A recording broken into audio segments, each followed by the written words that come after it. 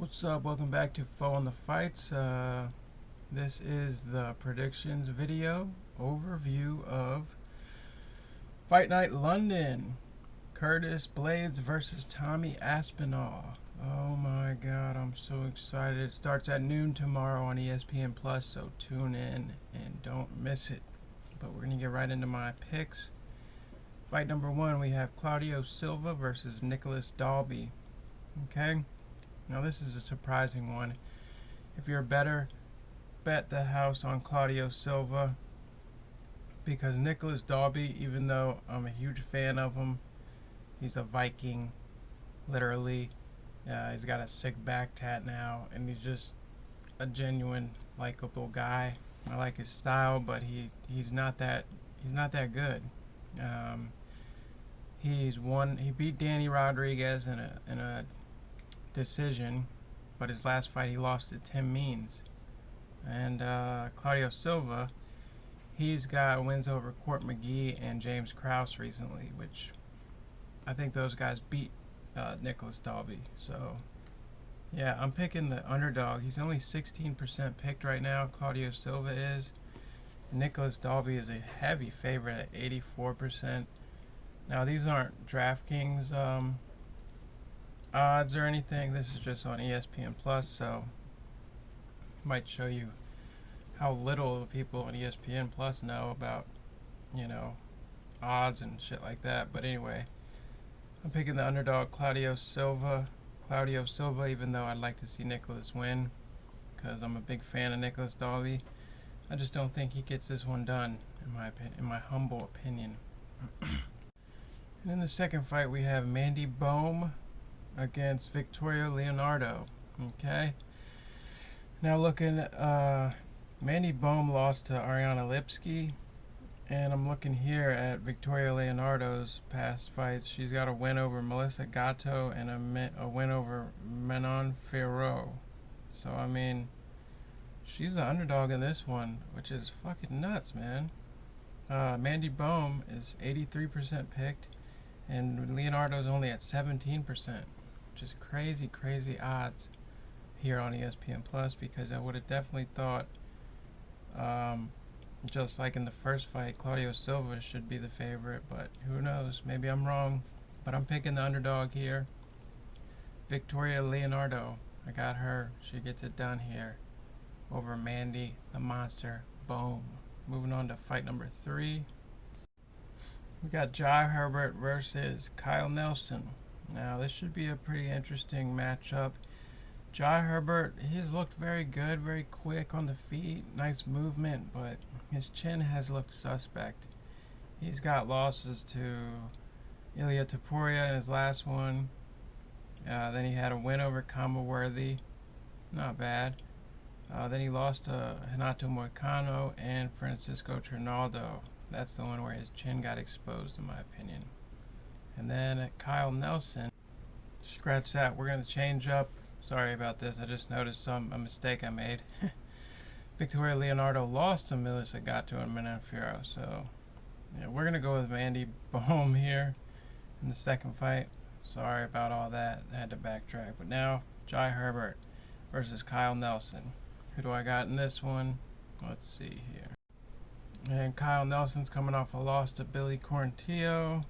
Not too familiar with either of these guys. I've seen Herbert fight in all his fights, and the Trinaldo knockout was horrible, man. I think that's the famous Dan Hardy "stop the fight" moment. But I think Jai gets it done here, as long as he can avoid taking any clean, heavy shots on the chin.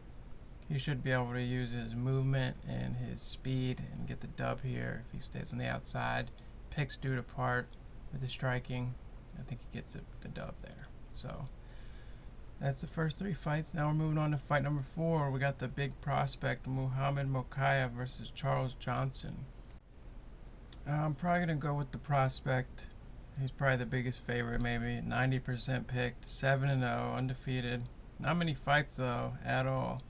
But Muhammad Mokaev, he beat Cody Durden, who's pretty good in flyweight. So, and this is Charles Johnson's debut fight for the UFC. So yeah, I think Muhammad's gonna keep the undefeated streak going. We're gonna go ahead and make it a safe pick. Muhammad Mokaev for the win.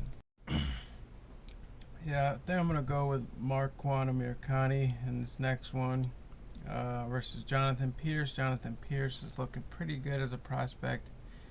He's got what, 3 fights in the UFC, 4 fights. Yeah, he lost to Joe Lozon. He beat Kai Kamaka, Omar Morales, and Christian Rodriguez. So he's coming off a 3 fight winning streak, which is impressive. But Marquand Amirkhani, Mr. Finland, they call him, hasn't had the most success. I mean, 2021 he lost to Lerone Murphy, had a canceled fight with Tristan Connolly, lost to Kemuela Kirk. You know, it seems like he's like the gatekeeper who is failing to keep the gate open. But his last one, he had an impressive win against Mike Grundy, who was a promising UK fighter. I think he was like a wrestling champion or something like that. And he had an impressive win there. It was a submission in the first round. So I think the veteran here, Marquand, he's definitely got more experience at 17-7. Jonathan Pierce is green with 12-4. But Jonathan's got some momentum here. He's on a roll. He's the favorite here at 80%. Marquand is 20% picked. But yeah, I think I'm going to go with Marquand Amirkhani, the underdog. I could see him losing, but I think he's good at getting quick first round finishes, I think, from what I heard. So let's go with Mr. Finland here. And next we got Nathaniel Wood versus Charles Rosa. Man, Charles is a super underdog in this. 14% pick for Charles Rosa, 86% pick for Nathaniel Wood. Similar experience, similar record, 17-5 for Nathaniel Wood, 14-7 for Charles Rosa. So Rosa's definitely lost more, but I think he's fought better competition in my opinion. Last year, Charles Rosa he lost to Damon Jackson, beat Justin James, lost to Derek Minner. Damn, losing to Derek Minner, that's not very good. But then he lost to TJ Brown. So yeah, he needs a win here. Boston Strong. Lost to Bryce Mitchell. The guy's really good on the ground. I think he just needs to find some confidence in himself and maybe trust his striking a little better.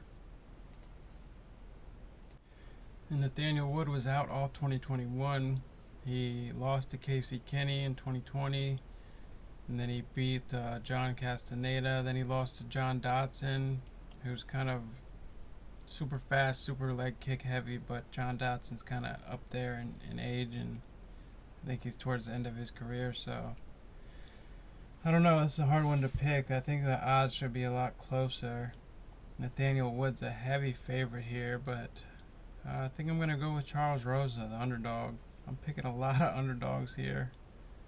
Let's see, I've only picked 3 favorites and 3 underdogs so far. So pretty even, but just feels like a lot of underdogs. Anyway, next we have Mark Diakise versus Damir Hadzovic. Damir has an ugly mug on him. That dude looks scary. I wouldn't want to fight him. Trust me.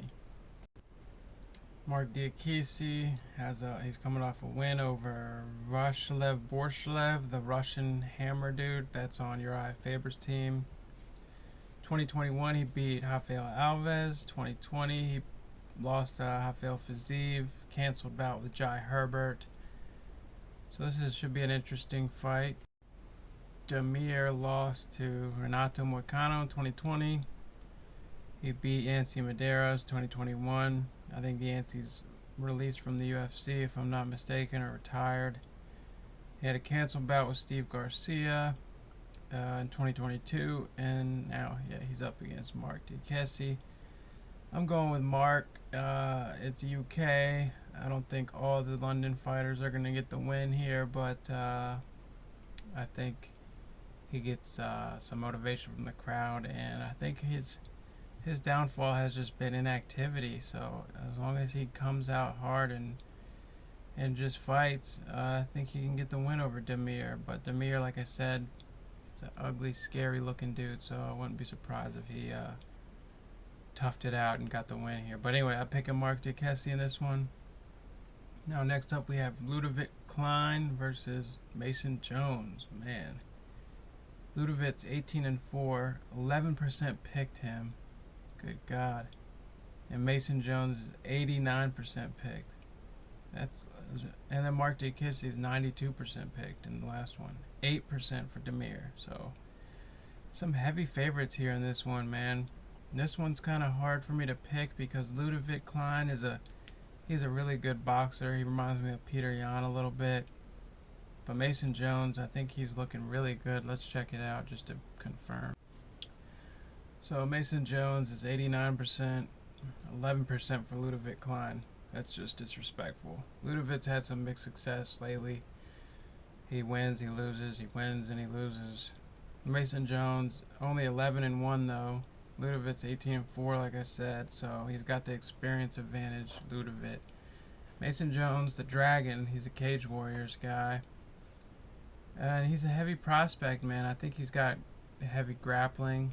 So I think I'm going to go with the underdog, Levitt, the guy from Poland. I think his striking is just going to be too much for Mason. And I think his takedown defense holds up. And Mason, I don't know, Mason probably is going to just drag it out and be gritty and get the win here by ground game and grappling. But I don't know. I got a feeling on the underdogs for some reason, a lot of them. So I'm going to go with Levitt there. And moving on, we've got, here's a good one, Paul Craig versus Volkan Oezdemir. Oh my God, this one's so hard to pick because if it stays on the feet, Paul Craig's going to sleep. That's almost fact. But if it goes to the ground, there's just as much fact Volkan's going to get subbed somehow. And I mean, it's just striker versus grappler to the max. I mean, I'm a huge fan of Paul Craig. Like I said in the last one, I don't like picking with my heart. I like picking with my mind. And my mind tells me Volkan probably going to get this one done. He's 35% picked. Paul Craig is 65% picked, but trust me, with all my heart, I would love to see Paul Craig win. So I'm rooting for Paul Craig. But I think I'm going to pick Volkan. Yeah, I'm going to pick Volkan. I hate to do it. It goes against everything my heart desires. But technically speaking, on paper, I think Volkan gets this done. Every fight starts on the feet.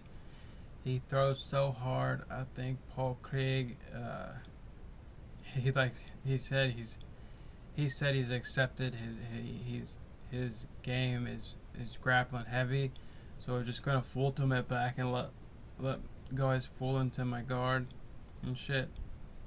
And I don't know, he could pay for that. I mean, a lot of times when he's down there fishing, he gets hit with some heavy shots. I mean, that last fight against what's his name, Nikita Krylov, looked like Paul Craig went to sleep possibly and got woken back up with a shot. I mean, it's just so close. It's playing with fire with Paul Craig because he's so close to losing, but you can never count the dude out because he can slap up a submission like in a blink of an eye, and it's just super exciting to watch. I'm a huge fan of Paul Craig.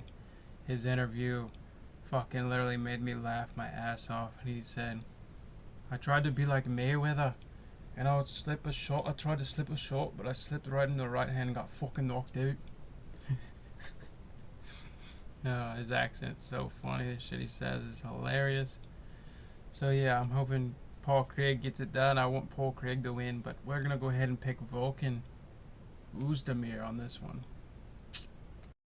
Next up, we have the first to fight out of the dynamic duo from Liverpool, Molly McCann versus Hannah Goldie. Goldie is a strong athlete. She's like got some very good definition in the muscle department. But I think Molly McCann's coming off of that crazy spinning back elbow KO of the year possibly. And I just think the momentum in London, I think there's no way Molly loses this. She's just gonna have like otherworld confidence in this one. She's got to put on a show for her bud's Patty, who's fighting next. Not next, but later in the card. And I just think Molly McCann gets it done with a just kidding. Molly's 82%, Hannah Goldie's 18% picked. So yeah, I'm gonna go with Molly McCann in this one, guys. And should be a great fight though. Next we have Nikita Krylov versus Alexander Gustafsson. Oh my God, what a hard pick. I mean, what a hard fight to pick because Nikita's coming off that win to Paul Craig, and Alexander Gustafsson's coming off. Let's see. Right, so Gustafsson hasn't fought since 2020, and he went up to heavyweight and lost to Fabricio Verdum. And then before that, 2019, he lost to Anthony Smith. That was his last fight at light heavyweight. Man. Yeah, so it's going to be very interesting. I haven't seen any media from Gus yet, so it's surprising. It's going to be surprising to see what he looks like out there after being inactive for so long. And Nikita is going to have strength of schedule in his favor because he literally just fought. The guy has been fighting, and Nikita is 41% picked, and Gustafsson's 59% picked. Yeah, Nikita lost to Paul Craig, lost to Magomed Ankalaev. Beat Johnny Walker, though. That was a good one. No, that was a straight decision, so that wasn't a good one. Lost to Glover Teixeira. Beat Oven St. Preux. So yeah, he's kind of been hit or miss, Nikita Krylov. But I think just the overall activity is going to get this for him because Gus has been out for so long. He probably might be one of those guys who should be retired still, but he just came back for who knows why. I mean, he took a huge ego hit in Sweden when he lost to Anthony Smith. He thought Anthony was like unworthy opponent, thought he should have blown him away, which was kind of disrespectful to my man Anthony Smith. But yeah, he like dropped the gloves and shit, said he's done. And then he comes back at heavyweight, loses, and now he's coming back at light heavyweight for the first time since his retire. So I like Gus. He's a legend for sure. Awesome fights with John Jones will always be there in the legendary whatever fight, whatever best fights ever. But I'm just not sure. I think Nikita gets this one, and I think we see Gus probably retire if he loses here. I'm not sure though because I'm not sure. Let's see how old he is. Gustafsson's only 35, but for the career he's had, the damage he's taken is probably more like 40 in fighter years. So yeah, we're sticking with Nikita Krylov. And then next we have two out of the two dynamic duos, Paddy the Body Pimlet versus Justin Levitt. Jordan Levitt, just kidding. They've been calling him Justin, which is hilarious. Yeah, Jordan, he seems like a gay man, which is nothing wrong with that. Being gay is whatever, normal now.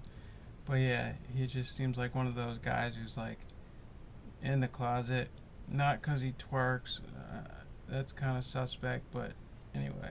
I think Paddy knocks him clean out in the first round.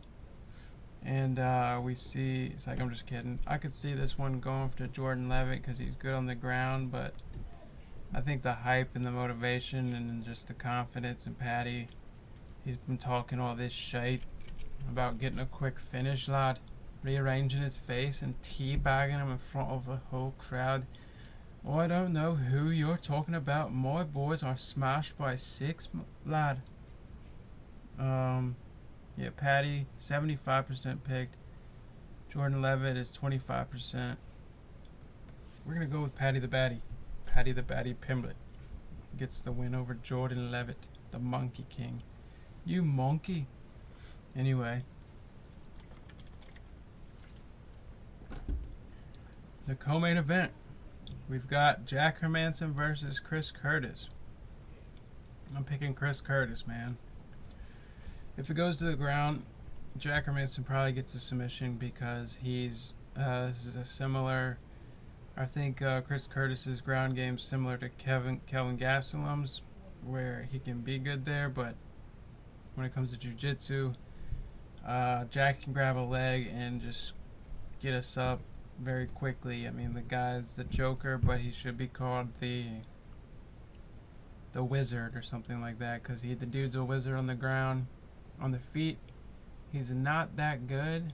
Like the Sean Strickland fight was closer than it actually looked, probably, which was surprising because Sean really just fought safe and threw jabs and was on the outside and just picked him apart on the feet, but never really went for the kill. And for a guy like Sean, I always find his personality doesn't fight his fighting style, because he seems like a wild man, crazy go-getter, but he fights super safe.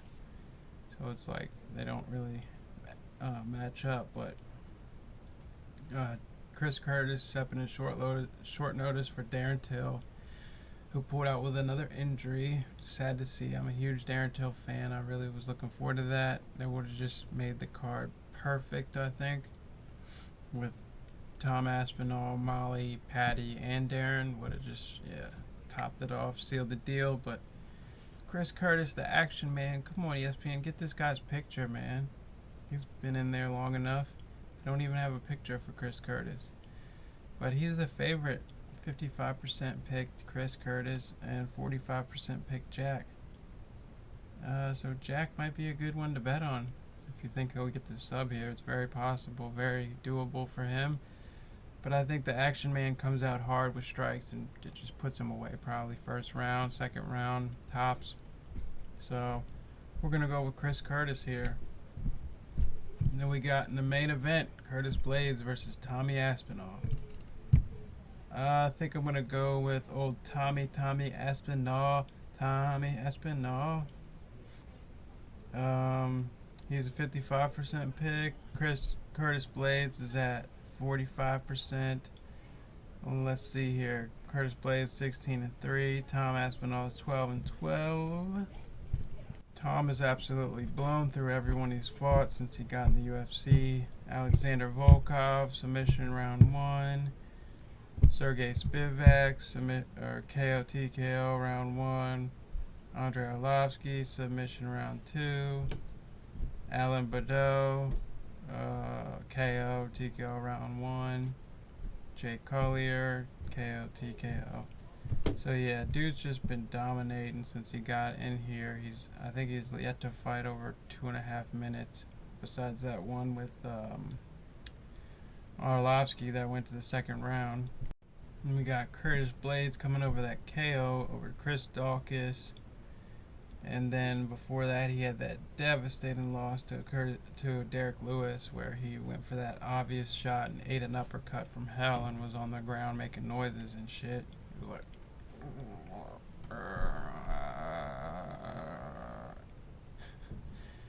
that's fucked up. Curtis seems like a good dude, but I think the youth and the confidence and motivation, Tom Aspinall gets this done. I think Tom's probably better on the feet than Curtis, even though Curtis has shown he can knock people out too. This is heavyweight, so I wouldn't be surprised if Curtis gets a knockout here. But Tom is on a roll, man. And I think he keeps it going with the London heavy card and all the fucking support for the Scousers. Not that Tom's a Scouser, but he's an English Brit, so I think he gets it done here. And I'm going to pick 112 strikes in the main event. And that's going to be our wrap up for the UFC predictions video. And I'll be doing my post show So stay tuned for that to see how I did on the picks. And thanks for watching Foeonthefights. Don't forget, starts at 12 noon tomorrow Eastern Time on ESPN Plus, UFC London. Let's get it. I'm ready. Are you ready? Yes. See you guys in the next one. Peace.